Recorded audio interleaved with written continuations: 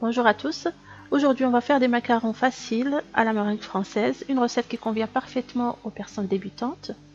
On va les parfumer à la vanille ou au chocolat. Je vous invite à suivre les étapes de la recette pour bien réussir vos macarons. Je mets la poudre d'amande dans un plat à long four et je vais l'enfourner 5 à 10 minutes à 150 degrés.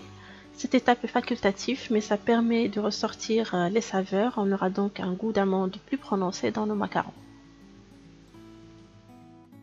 Une fois la poudre d'amande refroidie, je la mixe avec le sucre glace dans un hachoir électrique pour avoir une poudre fine, mais pas plus de 10 secondes pour ne pas faire ressortir le gras des amandes.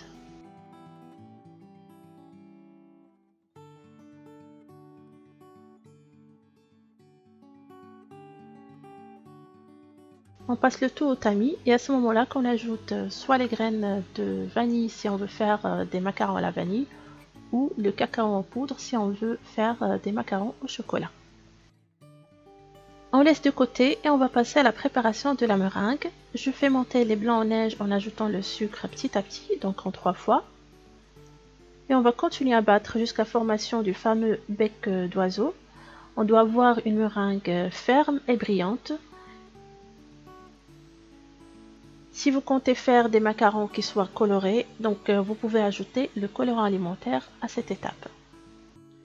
Ajoutez la poudre d'amande à la meringue et on va essayer de l'incorporer en mélangeant à l'aide d'une maryse.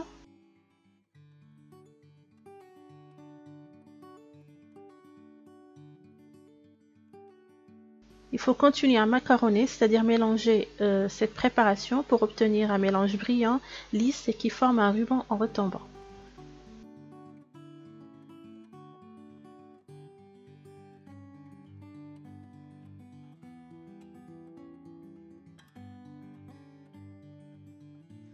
Une fois que vous avez la consistance désirée, on arrête de macaronner et on va mettre cette préparation dans une poche à pâtisserie avec une douille lisse.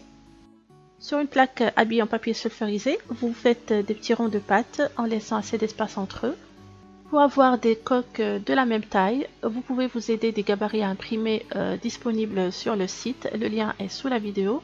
Il suffit de glisser la feuille sous le papier sulfurisé avant de dresser vos macarons. C'est très pratique.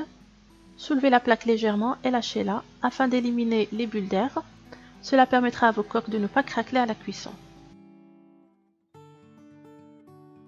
Maintenant, on va laisser les macarons croûter pendant 30 minutes à température ambiante.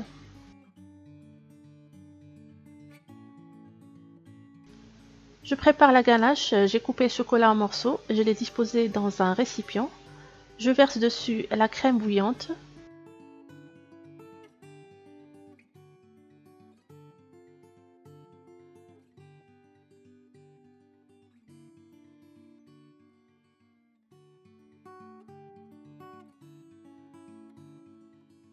Et à la fin, je peux ajouter le beurre pour avoir une ganache bien brillante.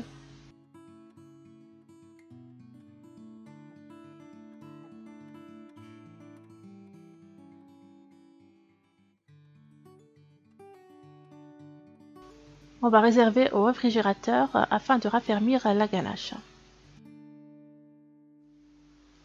Une fois le temps de croûtage terminé, j'enfourne les macarons à 140 degrés pour laisser cuire pendant 15 minutes, de préférence à chaleur tournante ou à pulsation d'air. Les macarons ne doivent pas colorer et se décollent facilement une fois cuits.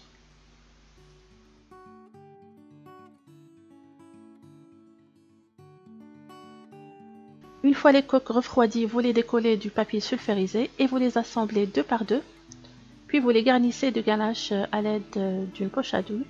Laissez reposer les macarons au frais pendant 24 heures afin que les coques s'imprègnent bien de la ganache, ils n'en seront que meilleurs. Il me reste qu'à vous souhaiter une bonne dégustation.